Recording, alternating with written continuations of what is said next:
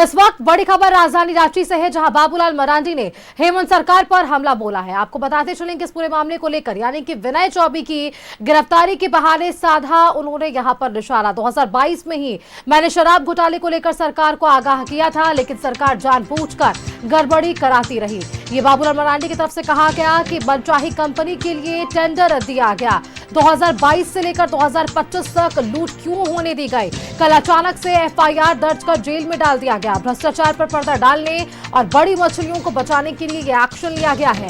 विनय Choubey ED को सच्चाई ना बता दें, इसीलिए उन्हें जेल भेजा गया। सीएम को मामले की सीबीआई जांच करानी चाहिए। ये बाबूलाल मरांडी की तरफ से बड़ी बातें कही गई है। प्रेस कॉन्फ्रेंस के जरिए उन्होंने ये स्पष्ट किया है कि जिस तरह से पिछले दिनों अगर हम बात करें कल देर शाम की, तो यहाँ आईएएस विनय चौबे की शराब घोटाले मामले में गिरफ्तारी होती है और ये एसीबी की झारखंड में अब तक की सबसे बड़ी कार्रवाई में से एक मानी गई है, जिस पर आप देखिए सियासी घमासान मचा हुआ है। बीजेपी के कह सकते हैं प्रदेश अध्यक्ष सह नेता प्रतिपक्ष बाबूलाल मरांडी ने प्रेस कॉन्फ्रेंस कर ये सीधा हमला बोला है राज्य सरकार पर कि मैंने 2022 में ही आगाह किया था, लेकिन 2 सालों तक ये घोटाले क्यों होने दिए गए, गड़बड़ियां क्यों होने दी, ये एक बड़ा विषय है। और इसके साथ ही उन्होंने कहीं ना कहीं बड़े मछलियों की तरफ भी इशारा किया है। उन्होंने ये बताया कि कहीं डर ना हो कि ईडी के सामने विनय चौबे तमाम बातों को सामने रखे, इस वजह से इन्हें एक ही दिन में एफआईआर दर्ज कर जेल भेज दिया गया। और 19/4/2022 को झारखंड के मुख्यमंत्री हेमंत सोरेन जी को हमने पत्र लिखा। ये पत्र आज से 3 साल पहले हमने राज्य के मुख्यमंत्री को लिखा था। 2022 से ही हम कहते रहे हैं कि झारखंड में दिल्ली से भी कहीं बड़ा शराब घोटाला हो रहा है, और सरकार को हमने उस समय भी सचेत किया था। लेकिन आश्चर्य होता है, पता नहीं सरकार ने क्यों संज्ञान नहीं लिया। लगता है कि सरकार को ये सारे पता था गड़बड़ हो रहा है, और उस गड़बड़ी को साथ देना, उस गड़बड़ी से जो भी अर्थ का उपार्जन हो उसका लाभ भी लेना, ये बिल्कुल एक सोची समझी, जिसको बोलते हैं कि विषयता और जानबूझ करके गड़बड़ी किया गया, नहीं कराया गया। अब ये सवाल उठता है कि आखिर 2022 में राज्य के मुख्यमंत्री को हमने पत्र लिखा और 2022 से लेकर के 2024-25 तक मुख्यमंत्री ने क्या किया? आखिर लूट इन्होंने क्यों होने दिया? तो ये बड़ा समझने वाली बातें हैं। क्या कहते हैं उसको, पूरे भ्रष्टाचार में पर्दा डालने के लिए या बड़ी मछलियों को बचाने के लिए एक सोची समझी एक षड्यंत्र है, उसका एक हिस्सा है। 1 तारीख से लेकर के आज कितना तारीख हो गया?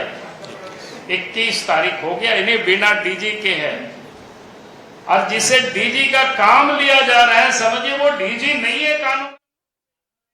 तो आपने प्रेस कॉन्फ्रेंस सुना नेता प्रतिपक्ष सह प्रदेश अध्यक्ष बीजेपी बाबूलाल मरांडी का, जिन्होंने कई विषय सामने रखे। मुद्दा एक ही है, लेकिन सवाल बहुत सारे उन्होंने उठाए हैं। यहाँ पर रुख कर लेते हैं संवाददाता रुचि शर्मा का, बीजेपी कार्यालय से हमारे साथ बनी हुई है अधिक जानकारी के साथ। रुचि, देखिए कल दिन भर आपने भी इस खबर को देखा किस तरह से आईएएस विनय चौबे की गिरफ्तारी होती है। एक तरफ ये एसीबी की सबसे बड़ी कार्रवाई अब तक की झारखंड की, दूसरी तरफ अब आप देखिए बीजेपी इस पर भी कई सवाल खड़े कर रही है। क्या बड़ी मछलियों को बचाने के लिए ये कार्रवाई?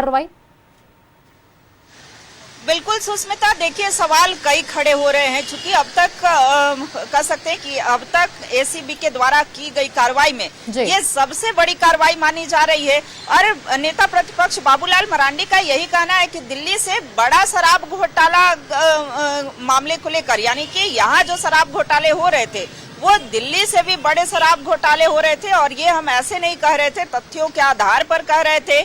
हमने पत्र भी लिखा था 2022 में मुख्यमंत्री को, 22 अप्रैल का वो दिन था।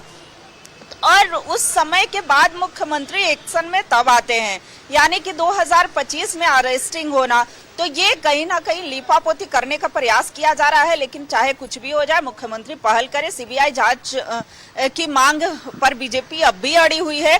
सीबीआई जांच होनी चाहिए। अगर सीबीआई जांच की पहल सरकार नहीं करती है तो आने वाले दिनों में कई जो लोग हैं वो इसमें फंसेंगे, चूंकि जांच तो होकर रहेगी। देखिए, प्रवक्ता अजय शाह भी उस समय उपस्थित थे बाबूलाल मरांडी जी के साथ में। अजय जी, ये सीधे सीधे सरकार पर आरोप है कि सरकार इसमें पूरा लीपापोती करने का प्रयास कर रही है।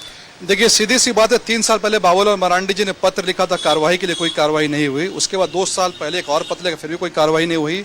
हमारी सरकार हमारी जो भाजपा है, भाजपा की तरफ से अरुण उरांव जी ने हाईकोर्ट में भी अप्रोच किया, एक पिटीशन डाला, फिर भी कोई कार्रवाई नहीं हुई।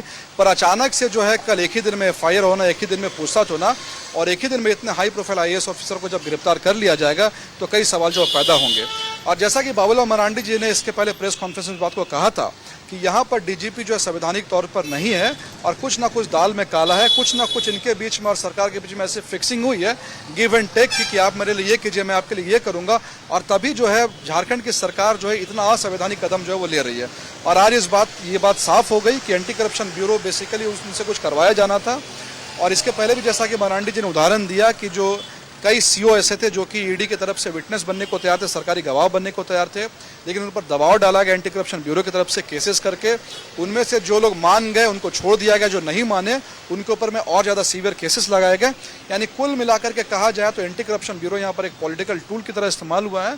उसका काम ये है कि जो लोग भी ईडी को सपोर्ट करेंगे, जो लोग भी सीबीआई को सपोर्ट करेंगे। डीजीपी को लेकर के भी सवाल उठा रहे थे कि राज्य डीजीपीहीन है, लेकिन डीजीपी के निर्देश पर ही कई सारे कार्य। जी बिल्कुल बिल्कुल बिल्कुल, मरांडी जी ने इस बात को साफ कहा कि डीजीपी जिनके अंडर में अभी एंटी करप्शन ब्यूरो और सीआईडी दोनों हैं, इन दोनों एजेंसीज का मिसयूज किया जा रहा है। मिसयूज क्यों किया जा रहा है?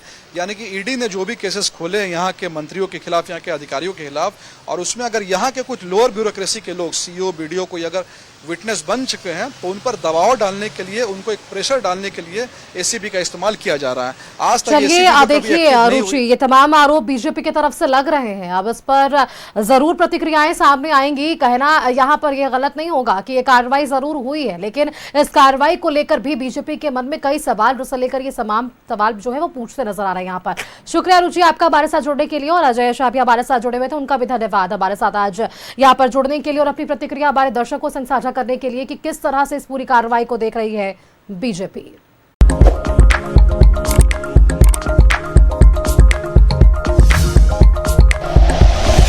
Like and share videos, subscribe करें हमारा चैनल और प्रेस करें बेल आइकॉन। न्यूज़ 11 भारत, सच है तो दिखेगा।